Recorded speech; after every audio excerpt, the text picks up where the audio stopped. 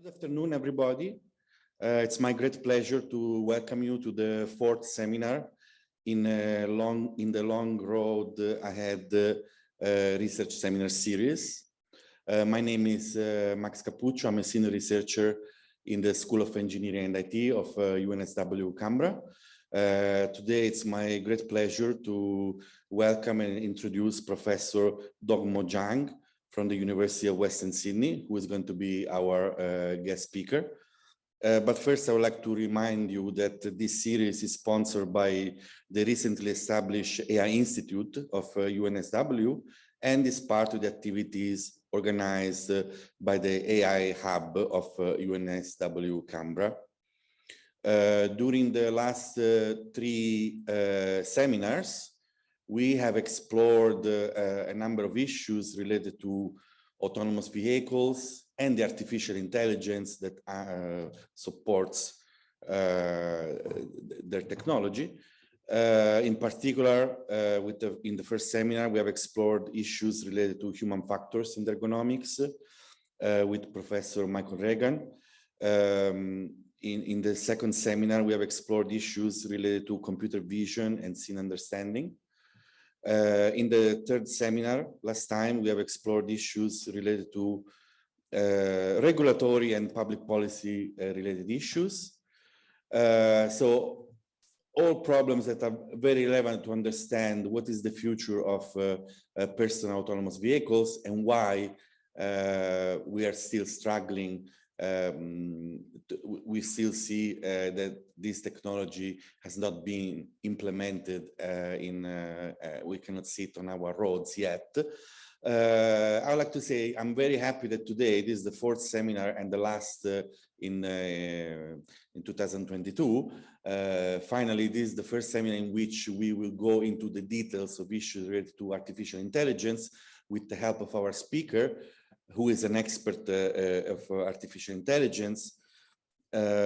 Before introducing him, I would just remind you that we want to show our respects to the Ngunnawal peoples that we acknowledge as the traditional guardians of the land on which this campus is located. And then I immediately introduce Professor Dongmo Zhang, who is Associate Professor in Computer Science and Associate Dean of Graduate Studies in the School of Computer, Data, and Mathematical Sciences at Western Sydney University. He is a leading researcher in artificial intelligence who has done work in a wide range of areas, including multi-agent systems, strategic reasoning, automated negotiation, belief revision, reasoning about action, auctions, trading agent design, and others. He has published more than 150 papers in international journals and conferences, including some of the top AI journals and some of the top AI conferences. And he has been area chair, coordinator for several top AI conferences. I invite you to look at his website. And also he and his research team have also received several international awards, such as Champions of Trading Agent competitions and other best paper awards. I'm very, very thankful because he drove from Sydney to be here with us in Canberra in person, and he was very generous. I hope at least he came with autonomous cars, so he didn't have to drive all the time. And the title of his presentation is Smart Traffic Control for the Era of Autonomous Driving. And I want to welcome Professor Zhang, and please join me in welcoming him. Let me share the screen first.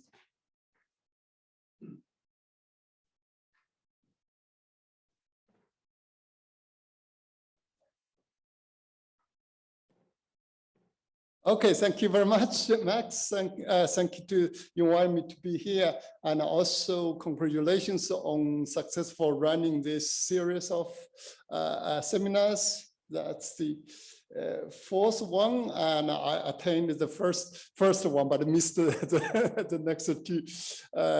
If I hope I want to repeat some of them, but if in any case I repeat any part of the content material, please let me know. I will save some time for my talk. I just came back from Europe in last month. Was in Spain, spent some time in one of the biggest AI institutes there. I also present similar talk there. I find the autonomous car is even more demanded than here. Here is something driving is a good journey, but there it's much more crowded. So maybe autonomous driving, as let's see, traffic to be running more efficient is more urgent than us. Anyway, let's start. As an AI researcher, we have experienced a lot of challenges. You might already know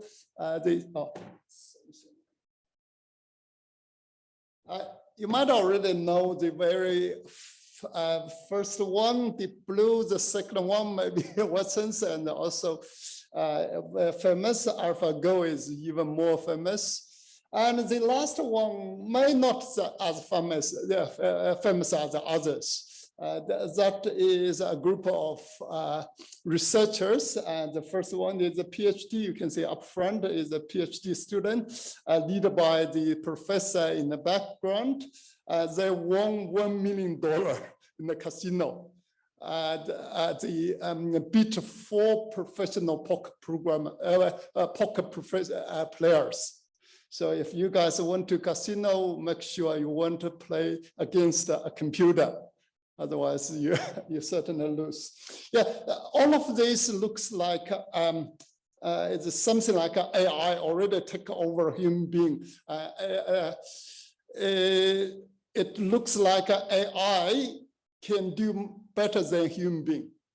But one of the challenges we experience is it looks like AI just won't do something every human being can do. That challenge is even more significant. That's another challenge.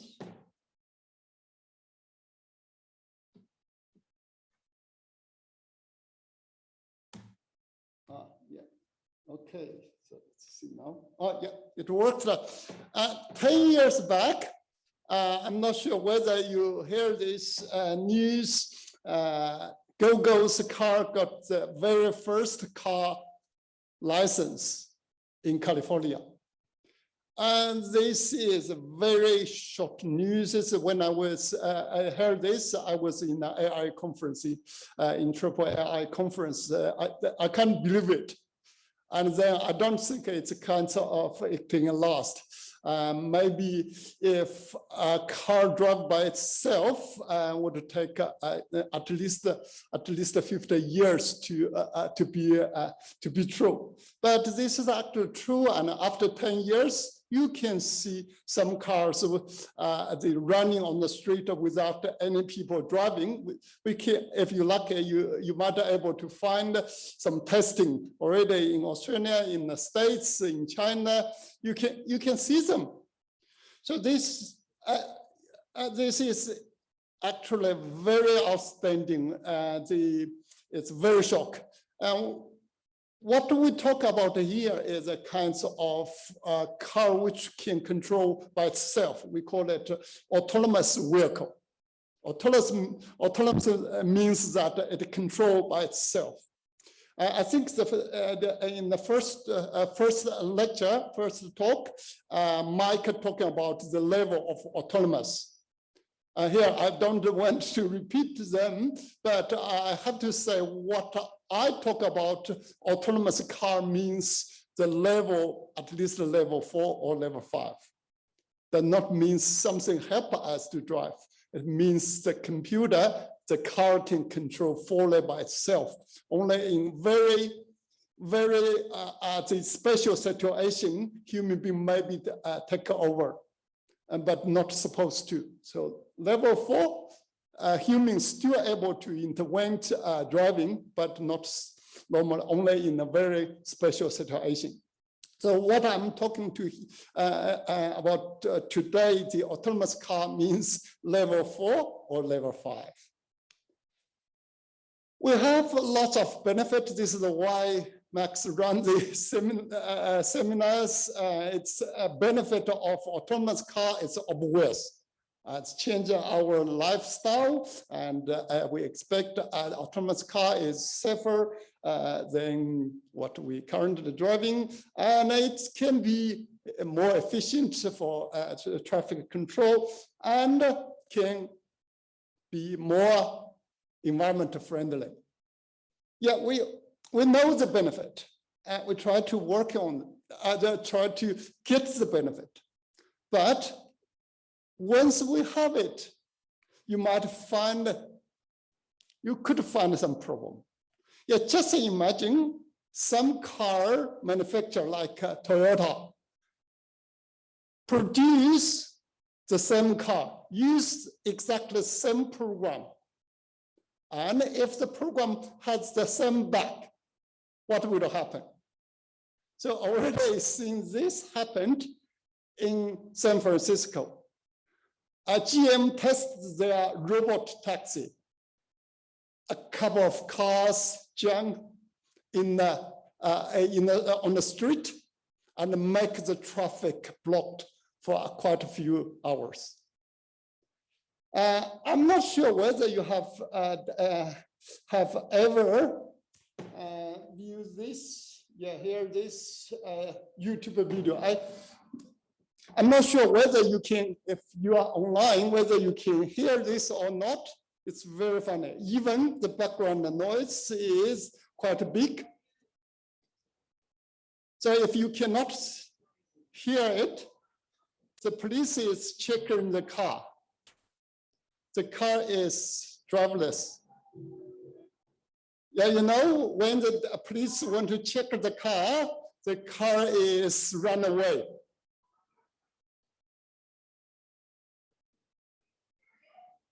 Are you serious? That's what the lady said. I'm going to watch it. Yeah, and then the police chase the car again, look inside of the car.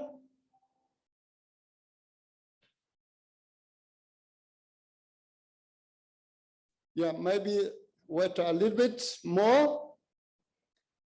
The police inspect the car. And if you can see here, nobody driving. Yeah, two police check the car, and it's a driverless car. So I'm not sure whether the GM must, maybe I can stop it because the video is not that good. You guys can, I have the, yeah, I just stop it.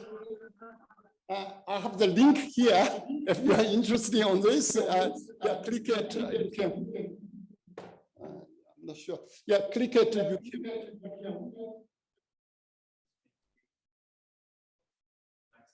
Yeah, please. Yeah. Okay. Yeah, I don't. Oh, yeah, it's better now. Better now. So if you click the link, you can watch the video. It's very funny. Not sure whether I don't think this should happen because the program should say if a police around, it should stop, should not run away. And must have the program must be written by some PhD student who want to make some jokes here. So this is a sort of sense is whenever we want to use this high technology,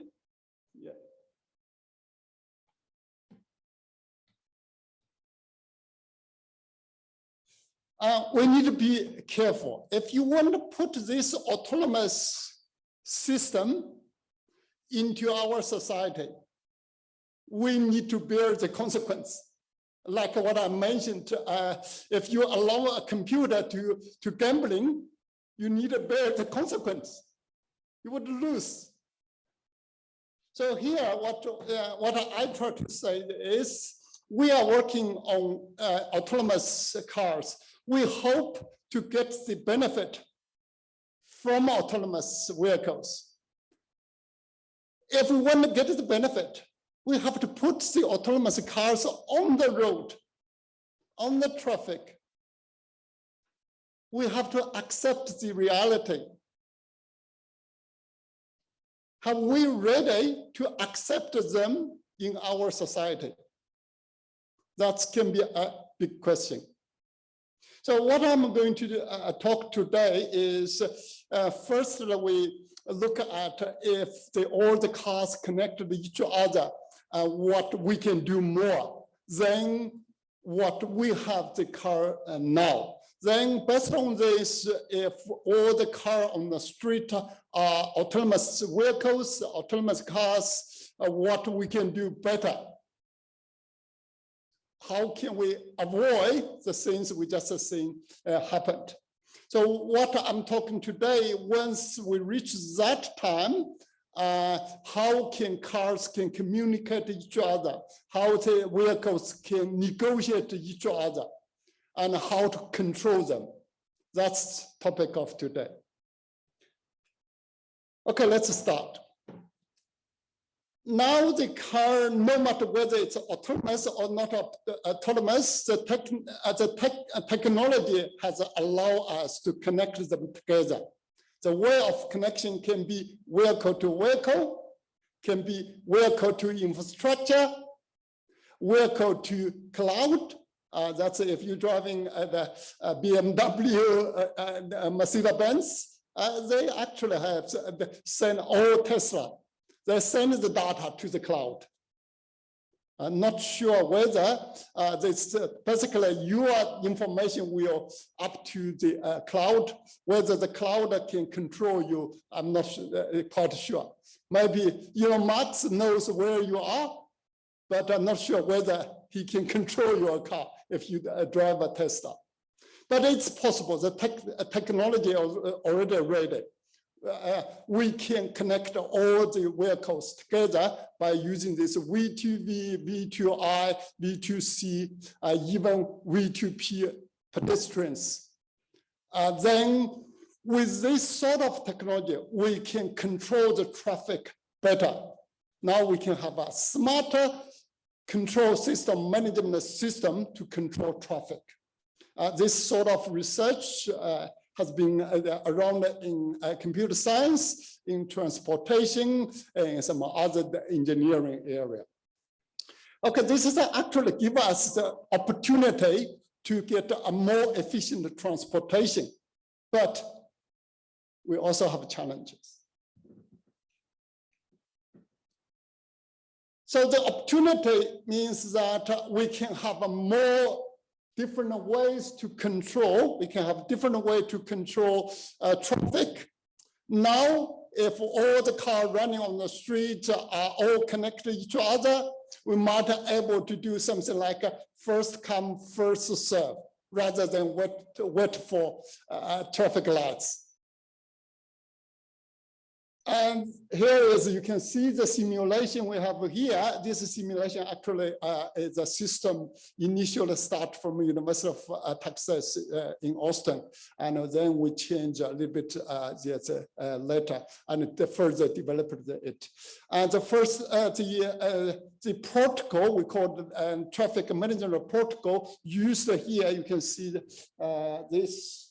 You can see this picture here is actually use first come, first serve protocol. Certainly, it's more efficient. It's certainly more efficient if running very well. But yeah, not always more efficient, you can imagine. If something happens, if some cars do not listen to you, or there's some accidents there, then could cause more problem, could cause more delay. So we also test some other sort of protocol, say we call virtual four-way stop sign. It's an American stop sign, not the Australian one. when waiting the car to the intersection, and then check with the system with the intersection manager to see whether it can go or not.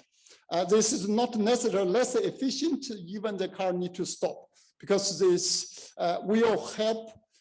Will reduce the safety distance. For this first come first serve, you can imagine we need to leave a big safe distance, so that prevent some sort of occasional accidents or occasional things happen. Virtual four-way stop signs can, in some cases, is also quite efficient, especially for heavy traffic.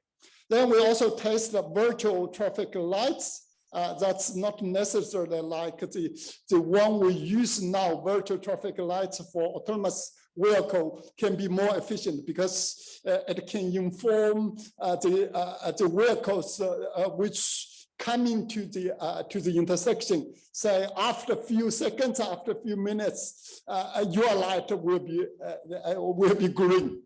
So you can see that the car can control its speed. So when you go there, it doesn't need to stop. So the virtual traffic lights can be more efficient for autonomous car than what we currently use. We also test the virtual runnable. Virtual runnable is something using the kind of the runnable, but don't need that actual runnable there. So it can be the normal intersection.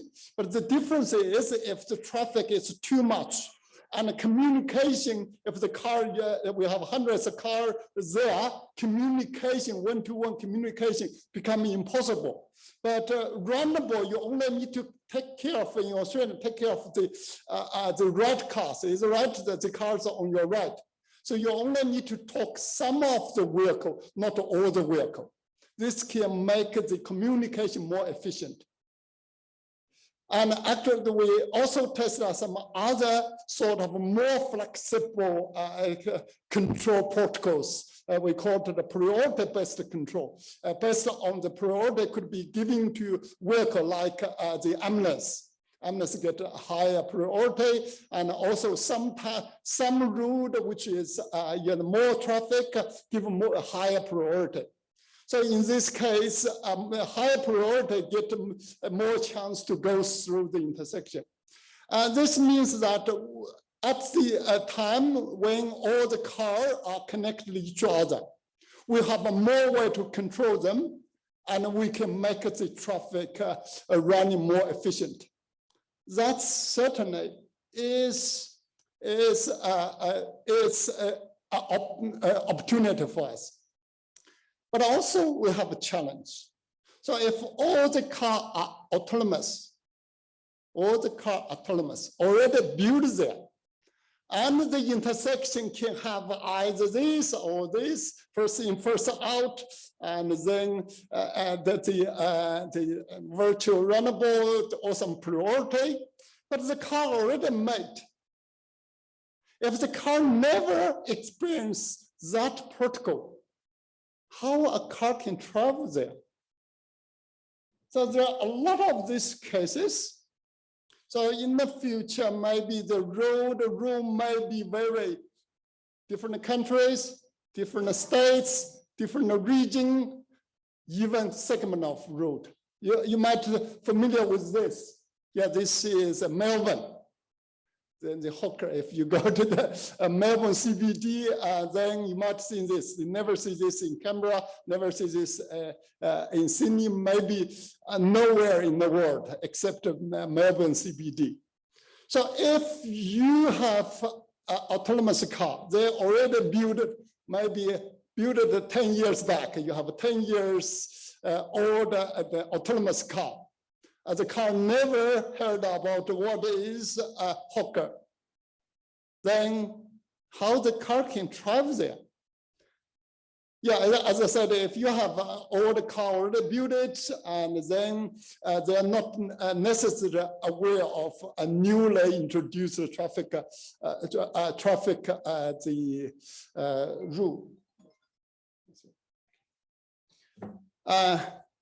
Another case is if there's something on the road is emergency, if unseen the situation on the road, and then you have an autonomous vehicle, never be training for that, never learned this situation before, how your autonomous car can travel on that road.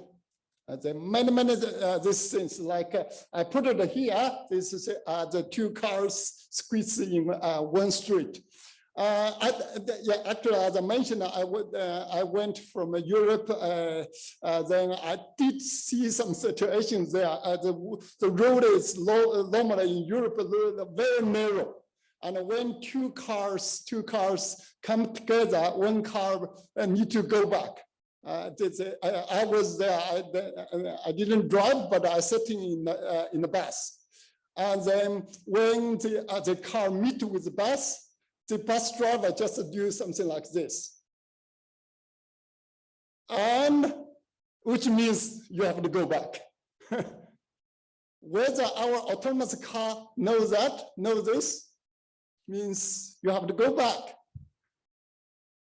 So in the future, whenever we have all the vehicles is running by itself, meet this new situation. Can such a vehicle risk to travel on the road without prior knowledge of the traffic rules that may apply to that road? So think about this. It's already made the car, whether it's safe to let the car travel on the road. But the car don't know what the actual rule is, what is the actual situation there. So that's the question I want to answer today. Okay, so similar question we have asked for the researchers who is doing the general game playing. If you have heard about general game playing, general game playing is a kind of research, one of the branch in artificial intelligence, start from Stanford, but there's quite a big number of, including industry, is also working in this area. The target for the general game playing is try to create a computer system.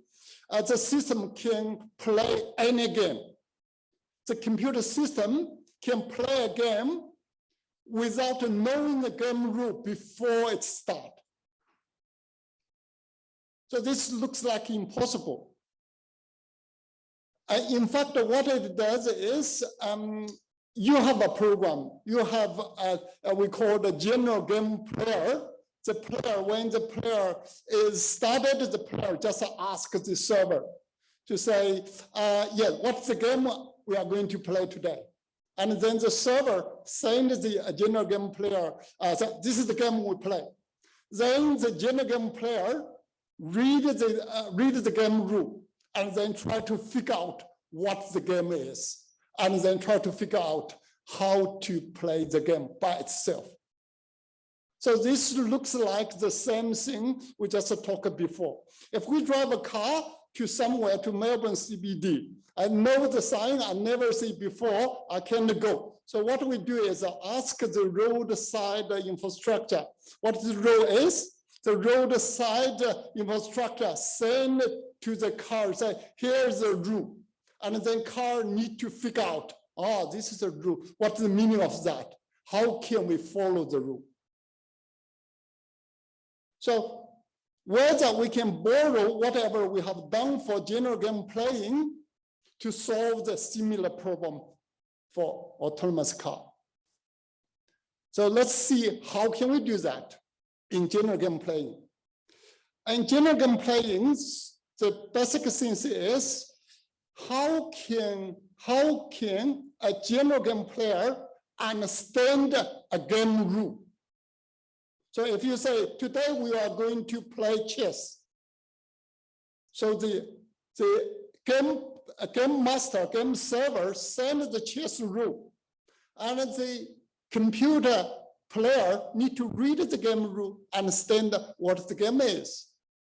If you invent, you change the chess into another one, Chinese chess, or some other Indian chess, or some other chess, And then the computer needs to understand what the rule is, and then find a way to play it.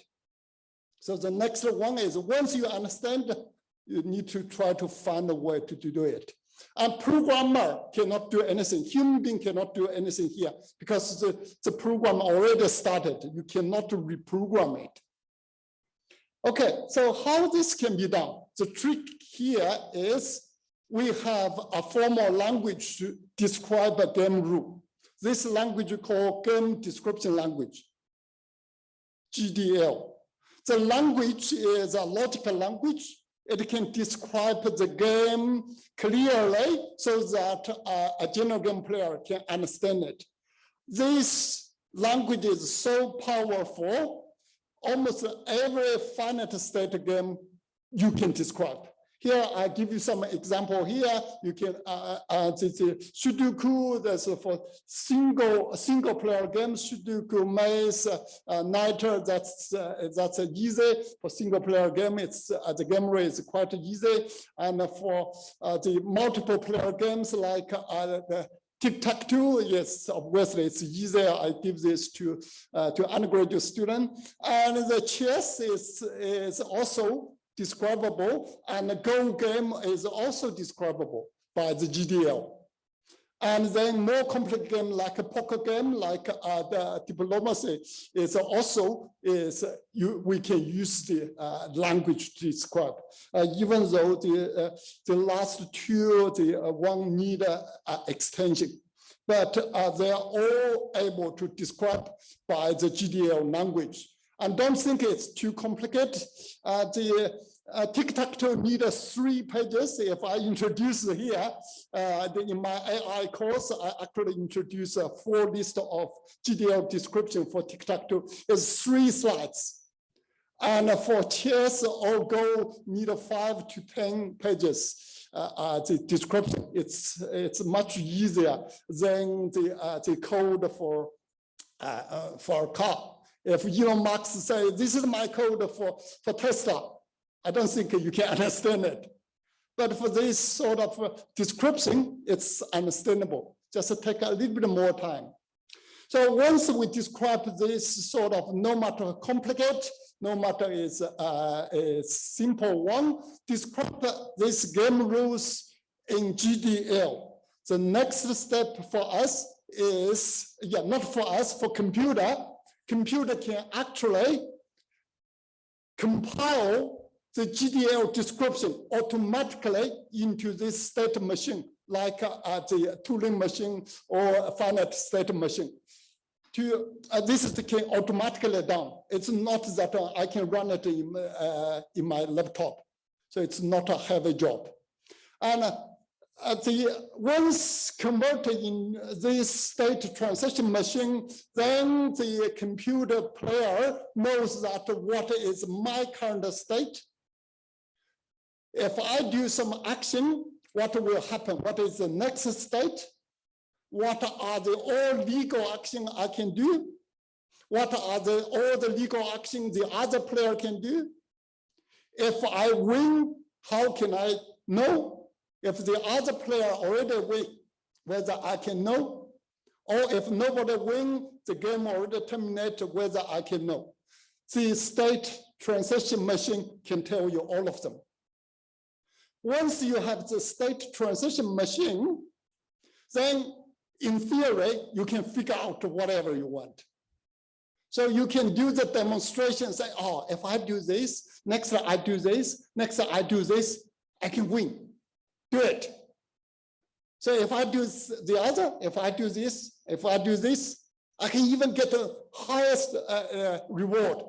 Do it. But if I do this, I will let the other guy win. No, I won't take it. So with such a kind of state transition machine, you can actually figure out what's the strategy you can take. So from this technology, in theory, you can play any game if you know the game rule. And the game rule written, the game rule written in GDL. The GDL is not that long, just a few pages. So it's certainly computer can read it. And then the system can translate it into the stated machine. And then the computer can figure out. This is why the general game player can play any game. So now the question is whether we can use the same technology for autonomous car. So let's see whether it's possible.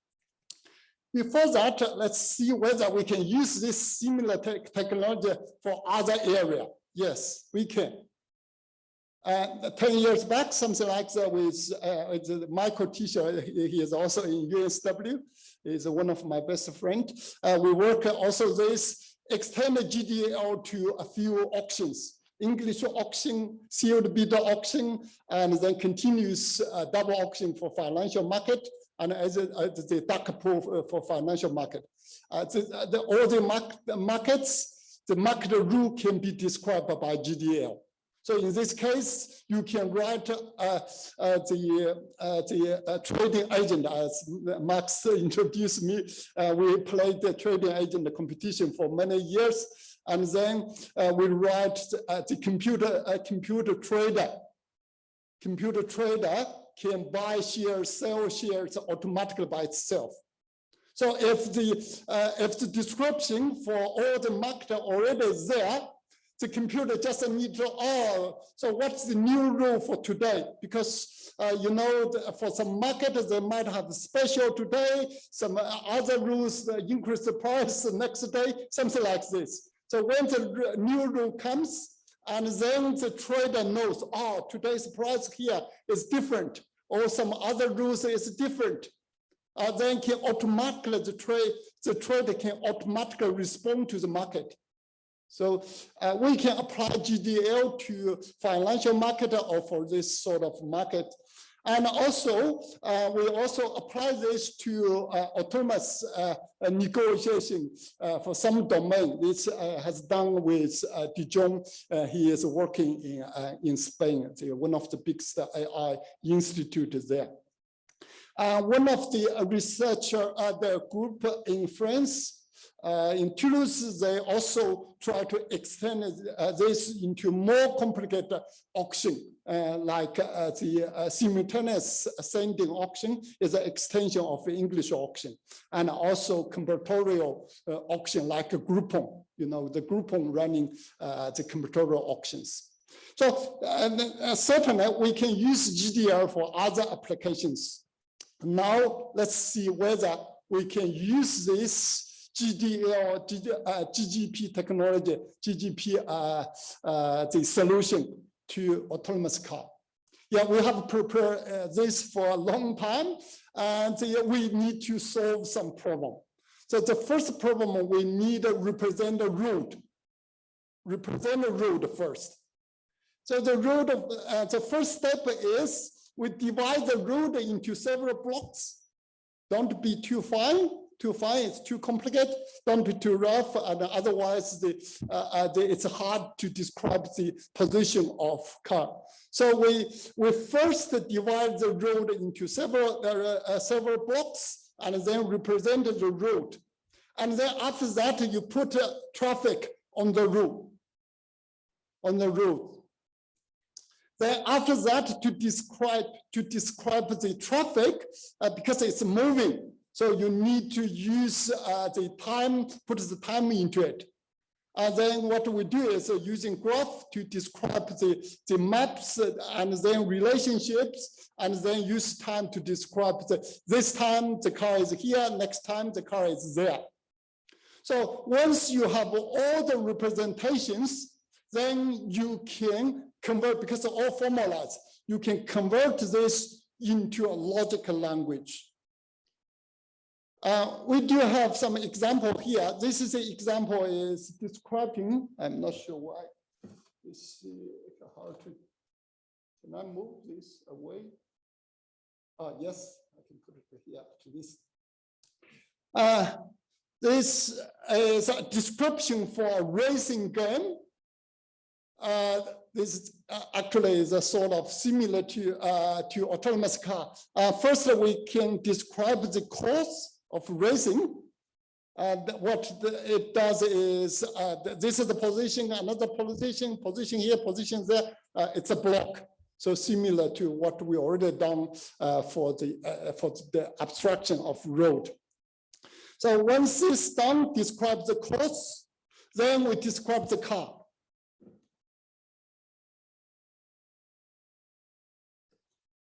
But here is something I make it very small. Unfortunately, you guys still able to see it. I don't want you guys to see it. It's a little bit too complicated. It's a logical language to describe a number, logical language to describe the relationship between these numbers, and also is something to describe time. So if it's a little bit complicated, but believe me, we can use logical language to describe all of this. And then once we have the description for the course, and then we can describe the traffic. You can see here we have a red car, blue car, green car, yellow car. And this car is the position, is a velocity, their direction. We can use logical language to describe them. And then after that, you can describe what are the legal actions each car can take. A car can speed up, speed down, can turn right, can turn left. Yeah, this is all legal action. And then once you describe it, the next time is if somebody take action, what will be the next state? So with all this done, I don't want to, I have some other slides I deleted in the morning. I don't want to, it's too boring. But this is only if you are logician, you like it. If you are not a logician, you hate them. This sort of description can help us describe the states, describe the actions, so that a computer system can convert this description into a state transition machine automatically. And once this have done, then the next things will be much easier. Once we have the GDL description, then we describe the protocol. As we have seen you, show you, we can describe a first come, first serve. We can describe the four-way stop sign. We can describe a priority. This sort of the protocols. Yeah, it's easier for us to describe using GDL language. Then after that, after you describe all of this, then the car can negotiate each other. This basically, we need two different kinds of way to do that to make the efficiency. The first one is a V2V negotiation. This basically suitable. The first case you can see here, when two cars communicate they meet each other, they need to negotiate. So this sort of V2V negotiation can be quite easy, because they can generate the description easily by using a template. So it's a simple one. Template and send to another car, I want to go something, and the other car can respond, yes, you can go, or no, you can't go. Then they can negotiate each other. But for more complicated cases like the multiple lanes, multiple ways intersection, V2V may not that efficient. In this case, we might need a V2I, vehicle to infrastructure, use the infrastructure to help for negotiate. So in this case, the infrastructure can send all of you, this is the protocol we are currently using here, first in, first come. So you guys can go follow this protocol. Then negotiation can be coordinated by the infrastructure. So we have two kinds of negotiation between vehicles, either via the infrastructure or they can talk to each other.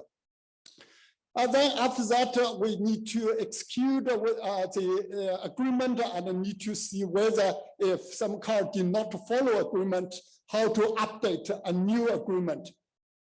So this sort of, we have done this, do some testing in simulation system. We don't have the real one running on the road. There's no such an environment now, but we can do it in the simulation system. So once this is all done, then we can think about the implementation. Okay, now implementation can be either centralized. That's possible because we can have vehicle to vehicle communication. We can have vehicle to cloud. We can have vehicle to infrastructure. So if all the cars all connected to each other, then we have a very powerful computing, cloud computing, whatever, the big computers there. You can actually control traffic, maybe not the whole network, but at least the intersection. You can actually, to make the intersection to be run most efficient. That's possible. It's different from now. Here, if somebody says, oh, you should turn right, you should turn left, you don't need to listen. But in the future, if every car are autonomous, maybe you have less problem. So here in Australia, I guess every driver follow the sign, follow the instruction. But when I was in Spain last month in Barcelona, I still can see police control traffic on the street. So the taxi never follow. This is the sort of things is we can have this centralized control in the future when every car is autonomous. Obviously, this may be hard. We can also use a distributed approach. I list the pros and cons here. You can actually easily to imagine. Centralized, yeah, some benefit. Distributed, some benefit, but not always. Okay, so maybe everybody would understand. I put a proposition here, even proof theoretically is hard, but I believe everybody believe me. Not whether, if I just say is centralized optimization for traffic control is more efficient than distributed optimization by individual vehicles. I think it's true. If centralized optimization is possible. Okay, so if centralized optimization is possible, obviously is more efficient.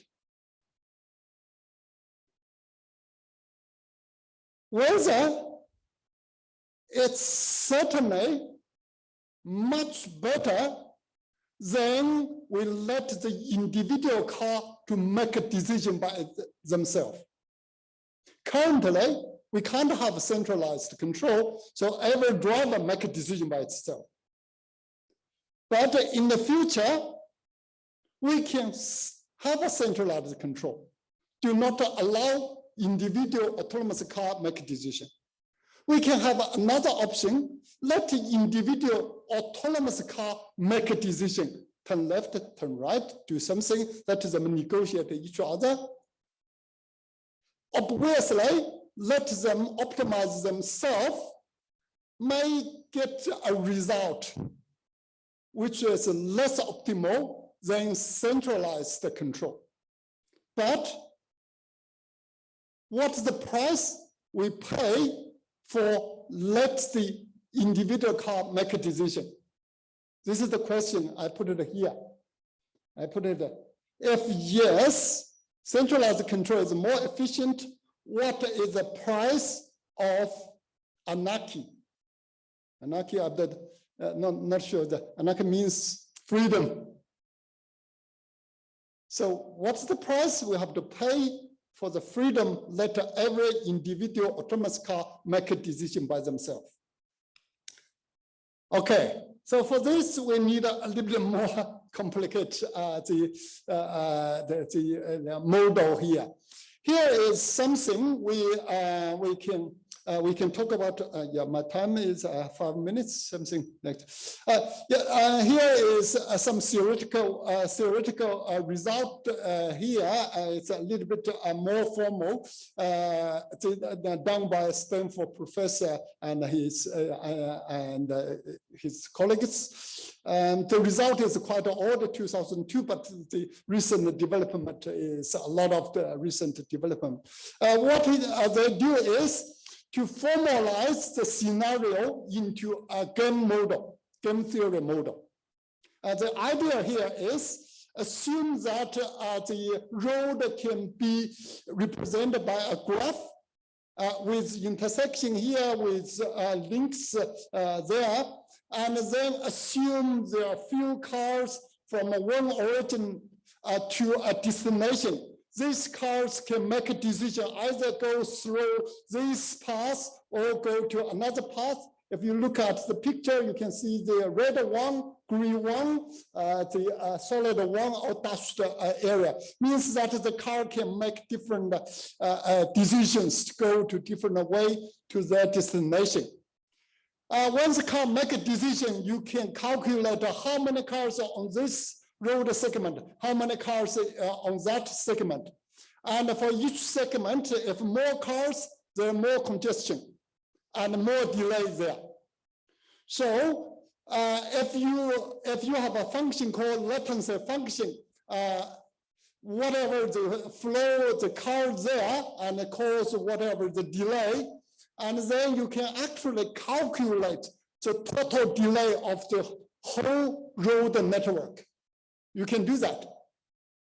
Okay, based on this model, you can compare now. So you can let the individual autonomous car make a decision and then let it to run until reach equilibrium. Until reach equilibrium. Let the individual agent to make decision and then let the system reach equilibrium. That's the individual decision making. If you have a centralized control, you just centralize, decide you should go this way, the other one should go that way, so that to balance the traffic load on each road. So in this case, you can minimize the cost of the whole road network. Now you have two costs. The first cost on the top here, on the top here means the total cost if you allow individual vehicle to make a decision. The bottom means that if you use optimization, what is the total cost? Obviously, the result, the ratio will be no less than 1. Because individual decision, optimization, yes, certainly individual decision could make the things worse. Otherwise, your calculation of optimization is wrong. So it's at least 1, but most likely more than 1. Okay, the question here is, when, in what situation the value is big or small. The interesting thing here, if the latency function is linear, like I put it here, is linear latency function, like the traffic in Canberra, is traffic is not that much, is linear. The more cars, certainly more delay, but not that much. In this case, the ratio is 4/3. Which means if you let the individual vehicle make a decision and even a little bit worse, 1.3 worse, then you centralize the control. It's okay. So this is why there's no police here. If it's a quadratic, it's a bit, quadratic. And the ratio is 1.6. If a cubic, the ratio is 1.8, is a bit a bit worse. And if more polynomial depends on what the power is. Yeah, I calculated here. If a power equal to 5, the price of anarchy will be 2.4 something. If the power equal to 10, then the POA is 3.5. That's a lot. 3.5 times worse than optimization. So, but the number may be hard for us to figure out. I already calculated here. Oh, it's hard. Yeah, I don't know how to this. Yes, still hard. Let me move here. You can see. Oh, it disappeared. Very good. Then you can see senior CBD. The power equal to 8.12. And then the price of anarchy is 3 times. So which means if you let individual agent make a decision by itself, it will 3 times worse. 3 times worse than optimization. On camera, I guess it's linear or maybe quadratic. It's not that bad. But I went to Barcelona. It's they said that they can more than 10. So this shows us actually you can actually calculate the power. It's easy. We get the data from public available data and calculate the latency function. It's easy. Everybody can do that. And then you can decide what the price you should pay if you allow every agent to make a decision by itself.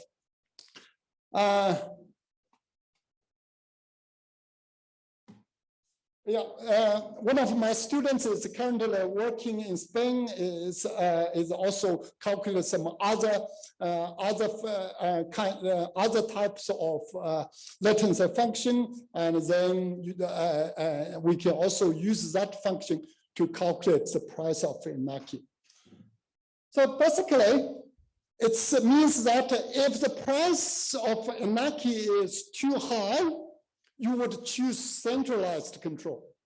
If the anarchy is quite low, you can choose less. You can choose to let the individual agent to make a decision.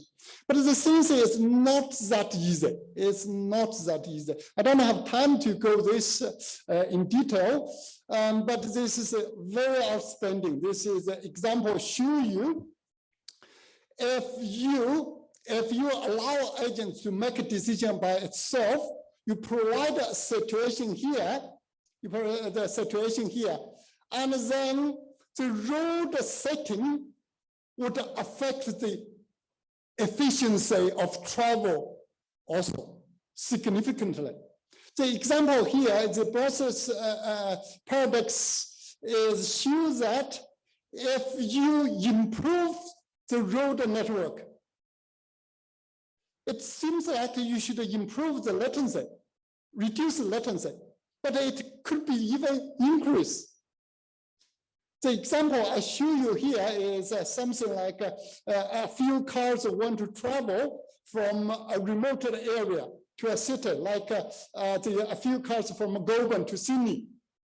Takes 120 minutes travel there, but if you're driving an electronic car, you need the charge twice. There are two types of charger. One is the 15 minutes ultra fast charger.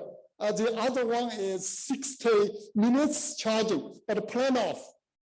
So 15 minutes, only one charger. If you have too many cars, you need to queue there. So in this case, if you have 10 vehicles from Goulburn to Sydney, and then the total travel time, including waiting time, I calculated here, when it's reached the equilibrium, it's 225. Because we have 2 options, you can see 2 options, either go up or go down. It can divide the traffic. if government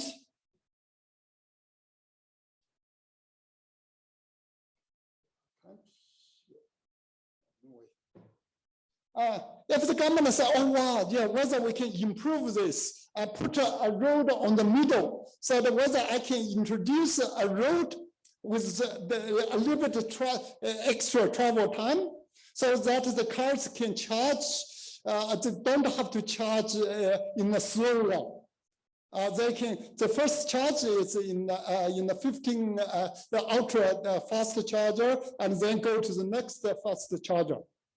But remember, the fast charger need to queue. So sometimes, so in this case, if you recalculate the equilibrium case, it's even worse.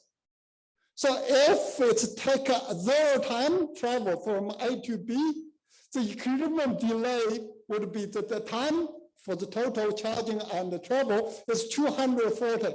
It's higher than 225. And if it's shorter, if the travel is a bit longer, and then it can actually improve it. If you totally block this extra one, the situation even better. So this is something show us, don't just imagine, oh, if we just choose centralized control or use distributed control, we can manage everything. Once every car to be autonomous, then it can be much more complicated. The traffic control can be much more complicated with more options.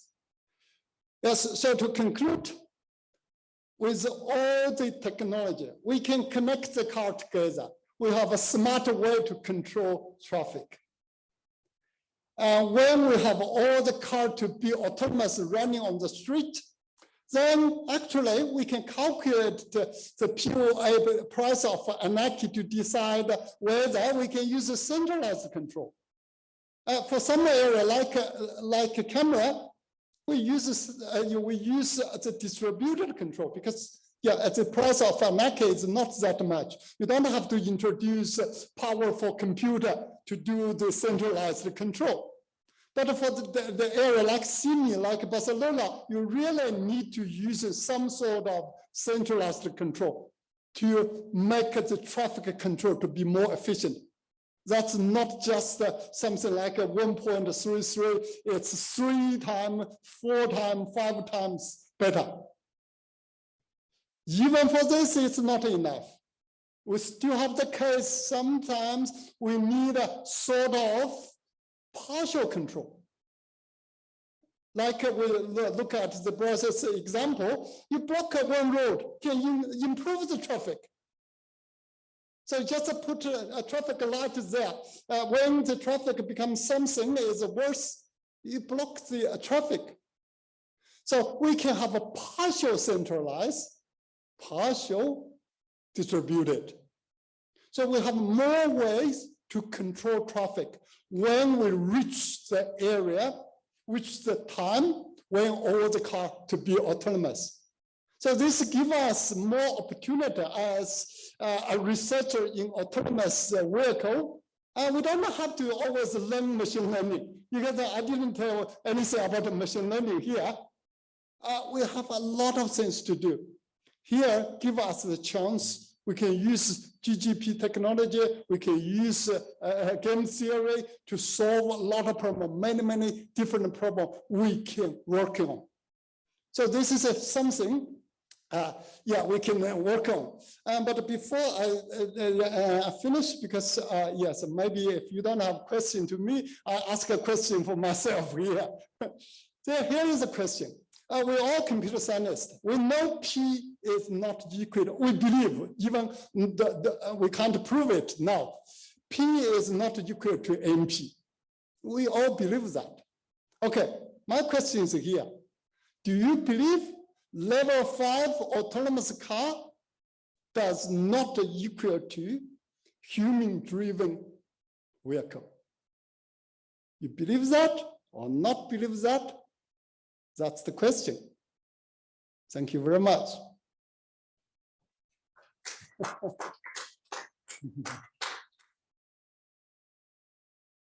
Okay, Any question?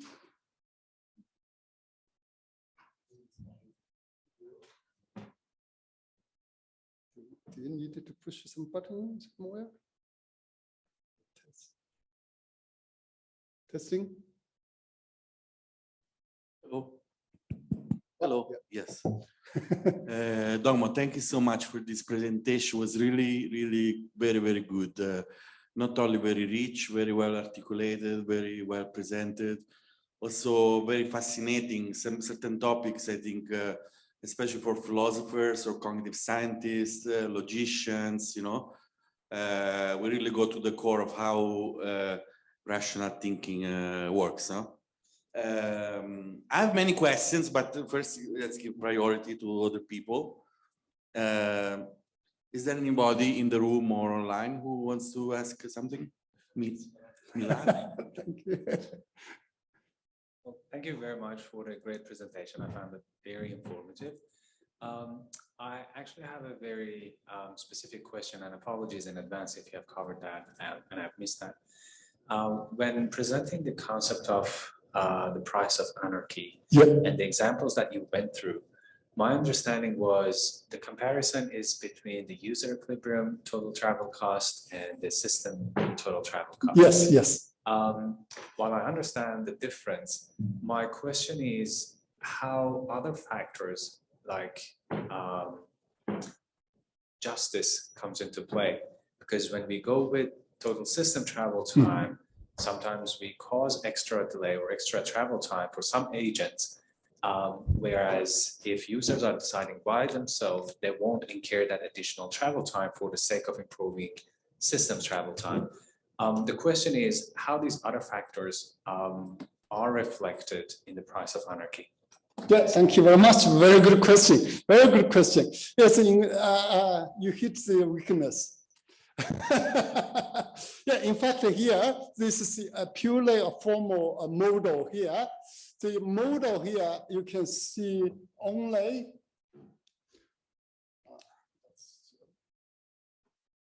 because they are highly abstract. They only consider the latency, nothing else. So this is why there some more research. When I was in Spain, there are another paper from beside my student paper, another from Japan.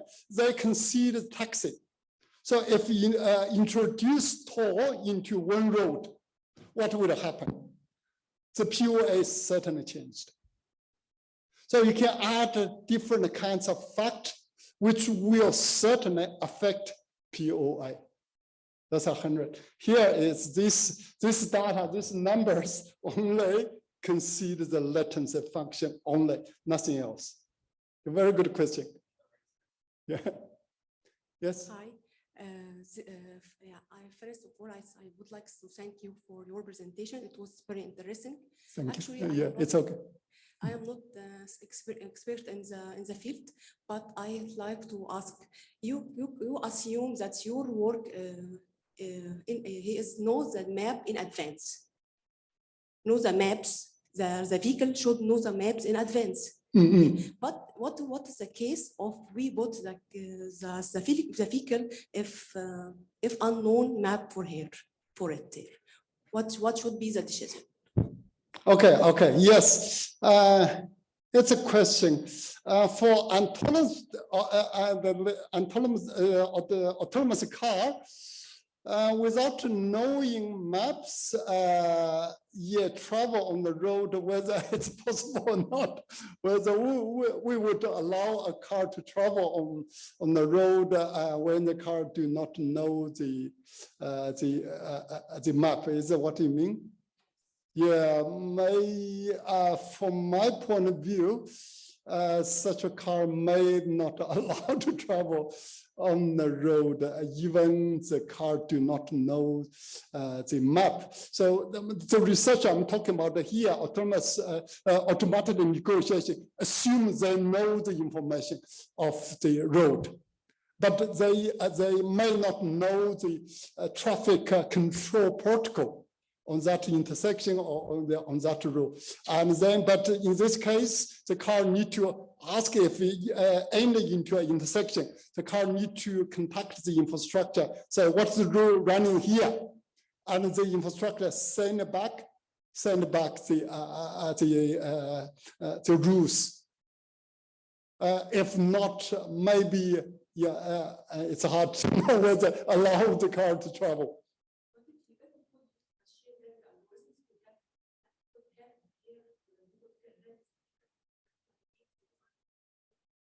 Yeah, it's actually a good question. Depends on the for the autonomous car running in the public route.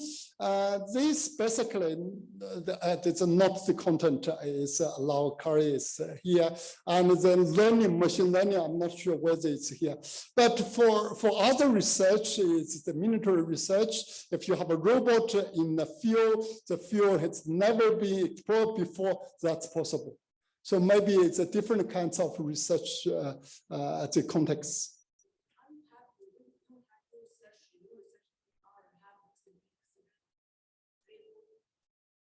Currently, we use simulation. We use simulation system as I show you here.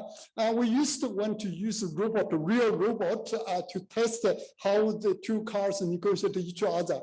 But unfortunately, it didn't work that well. Because the robot, if you're using the robot to simulate the real car, the sensing distance is annoying. You kind of scale it if the sensing is 15 minutes, 15 meters. The sensor is 15 meters, and the real car is something 50 minutes, something like that. It's hard to match. So the sensing, the view can be different. So after that, we give up the way to use a real robot to do that. But we are not that rich to use a real autonomous car. So frankly, we didn't do the real car for our research. We use the simulation. That, yeah, much easier. Yeah. I think also in all the places where they are, yes, where they are preparing systematically trials of autonomous taxis, for example, in Dubai or Singapore. Yes, China, it's America, it's they are trying. But first they map all the roads. That's the first step. Yes, yes. Before even putting the vehicles on the roads, they first do this systematic mapping with their own. So, well, yeah, theoretically, it's interesting. What if you can have vehicles that, I mean, they just improvise, no? without preparation. Yes. But anyway, so let's see if there are some questions from people online. Yeah, I guess the chat. I see there is also. Let me click this to see whether we can see. Oh. Oh, okay. The chat is. Do you have any questions from the Q&A session? Where's the Q&A? Here. Okay.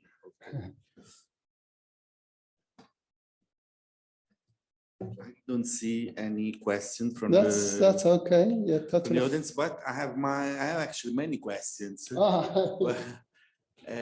Otherwise, I answer my question here. Do you actually believe that? Yeah, this is something is really I want, because you have run this, and maybe there's some other experts already think about this question, whether we this is related to whether if we use a machine learning approach. The machine learning is something like they assume if we drive long time, because they assume currently my car already driving for millions of hours, and you guys are human being only learn 150 hours. So they by this says my car is the autonomous car is better than you, because you only learn 150 hours. But my car already put on the road for millions of hours. Whether it means that it can be better than human being. And also with the successful of the chess, of a Go game, of all the others, it looks like AI can easily overtake human being. But in another case, if you already learn all the situations, can you learn something like Elon Musk have a car learn how to drive politely, friendly? Can this to be learned? Can this cover all the situation? No matter whether in the future, in the now the situation you never meet. This, for my case, is I don't believe it. I don't think that you could through machine learning, a car can be as good as a human being, because a human being has infinite capability. Yes, sorry about. It's also possible that the level 5 autonomous vehicle is as reliable as a human and maybe faster and more economical, has many advantages, and yet the kind of behavior looks very strange from a human point of view. Like maybe from a human perspective would say, this is, you know, it goes against my common sense, and yet it works effectively. So I mean, it also depends what is the difference. It's a difference not only of efficiency, or also of the style of managing, handling the situations and dealing with the problems. And so this comes to my question, because I wanted, philosophers, for example, are very much interested in rules and games and rules governing games. But for example, Alan Turing was the father of artificial intelligence. He says, okay, humans have two things. They have the rules of conduct, which is when they follow a rule, like in a game. But then they also have the so-called laws of behavior, which is when they're responding to some solicitation from the environment or their instinct, and it's very difficult to map those laws of behavior, no? But is it possible with that system that you describe also? So let's say that there are some drivers in some place that are not following any rule. They're just following their intuition and their laws of behavior. Could the machine theoretically learn the patterns of their behavior? Yes. I can answer your question. In fact, when I respond to your a few papers you sent to me, these papers are very, very interesting. To see whether human currently the autonomous car or whether they can learn the common sense of driving, something like this. My answer, you might say, is yes. Yes. Because common sense reasoning is one of my research topics, so I'm quite familiar with this.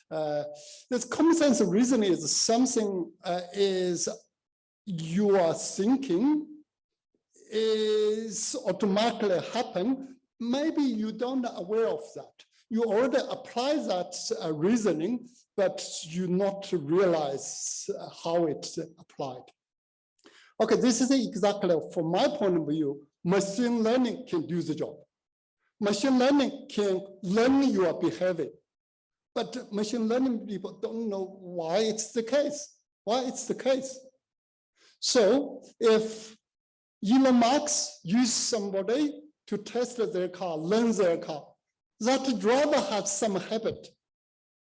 That driver is something like never be polite, and then the programmer will learn it. We get that habit. So the common sense that driver use can be actually learned by machine learning. So this, because currently mostly the autonomous car use machine learning as the major way, rather than this sort of like a case-based reasoning or logic-based reasoning. Unfortunately, they do not use logic-based reasoning. This is why I argue here. I want to use logic-based reasoning. To do that, they use machine learning. Basically, they just look at the sensor. immediately respond with the action. In the middle, they cannot explain. So for my part, my answer is yes. Another case, what I'm going to show here is whether you mentioned the car is safer. Why the car is safer? It says that most car accidents are due to human error. So we can say it now, but in the future, 10 years, 50 years later, when all the cars on the street, they are all autonomous car. Can we still say that? In that time, maybe it will say this, all car accidents due to a manufacturer of Toyota, because maybe Toyota make more mistakes, and the car is some type, the program written by some research student at UNSW. So which means that this gang of students make more mistake, have more bugs in the code, and Toyota uses that program to control the car, and then create more accident. So this is, it's hard for us to say it's safer or not. When the environment is totally different, then we would have even more accident due to bugs in the code. So the accident will be totally different. Just imagine all the Toyota car using exactly the same program, has a same bug there. The accident could be even more. So it's hard for us to say it's safer for autonomous car, but basically give us more chance to invest the problem. So it's our job how to reduce these car accidents, but it's totally different environment. This links to the other question about centralized control versus distributed control at intersections and so on. So do I understand correctly that if control is centralized, the car approaching relinquish completely control to a central computer which coordinates all the vehicles in the area, right? But you say there are advantages, but the main disadvantage is that it requires a lot of computational power because the complexity of the situation is very high and so. But imagine that you have a sufficient computational power, infinite, and then it's not at least conceivable that the best way to have autonomous cars is that the cars, they don't control anything. There is just externalized control. One computer, or not one, but all the control is done externally by some central system. So your car doesn't. So, and then I wonder, maybe in different cultural contexts, maybe in some places where there is a more individualistic culture, you want your car to make the decisions for you. Because you say, it's my car, it has to make my own interest, so I want to go faster than the others and so on. But in some more collectivistic culture, people are more keen on having relinquish all the control to a centralized system and so on. But is it not at least viable as a hypothesis that your autonomous car does never, only maybe in emergency situation, like when, I don't know, you know, otherwise it's all done by this supercomputer, which is external. What do you think? Yeah, I apologize. I didn't say it clear. In fact, the centralized control, that answers your question as well, is depends on the scenario. So when we talk about the POA, it's based on the model, and then control means that you help or you force each vehicle to choose which way to go. So that's the POA means. The POA only talk about if you control the vehicle to choose which path, or let the vehicle to choose by itself. That's the comparison, up and bottom. That's the POA is calculated this. It doesn't mean that I control the direction of each car or something like this. So this is, even for this, I show you here, the intersection. The control, we can have different level of control. So one level is something like the airplane control tower. They actually control every aircraft. So when you can take off, when you can landing, and the individual aircraft doesn't have any decision. But here, with automatic negotiation, the intersection just help you to pass some sort of information. So here's a row assigned to each individual cars, and individual cars can negotiate just for the right side of cars. All the directions you have the possibility to cross. So the control can be different level. This is some sort of, depends on the protocol, depends on, on the scenario.